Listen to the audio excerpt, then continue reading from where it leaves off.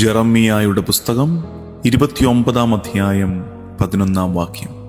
കർത്താവ് അരുളിച്ചെയ്യുന്നു, നിങ്ങളെക്കുറിച്ചുള്ള പദ്ധതി എൻ്റെ മനസ്സിലുണ്ട്. നിങ്ങളുടെ നാശത്തിനല്ല, ക്ഷേമത്തിനുള്ള പദ്ധതിയാണത്. നിങ്ങൾക്ക് ശുഭമായ ഭാവിയും പ്രത്യാശയും നൽകുന്ന പദ്ധതി. എല്ലാം സുഗമമായി പോകുമ്പോഴല്ല, എല്ലാം താറുമാറായി കിടക്കുമ്പോൾ കർത്താവ് പറയുകയാണ്, I have plans for you, plans for hope, plans for your future. പ്രത്യാശയിൽ നിന്റെ ഭാവിയെ ഞാൻ ഒരുക്കുന്നു.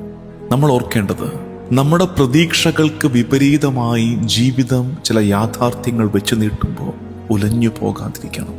ദൈവം പിന്നാമ്പുറത്ത് പ്രവർത്തിക്കുന്നുണ്ട്. അതിനെക്കുറിച്ച് പറയുന്നത് ഇങ്ങനെയാണ്: When life doesn't match our expectations, remember God is still working behind the scenes. ആഗ്രഹിച്ചതിന്, പ്രതീക്ഷിച്ചതിന് നിരക്കാത്തൊരു ജീവിതം ജീവിക്കേണ്ടി വരുമ്പോൾ, ഒരു സഹനകാലം നമ്മെ തേടി വരുമ്പോൾ അടുത്തു പോകല്ലേ. ഇത്രയും ഓർക്കണം, നിന്റെ കർത്താവ് പിന്നാമ്പുറത്ത് നിനക്കായി ഒരു നല്ല ഭാവി ഒരുക്കുന്നുണ്ട്.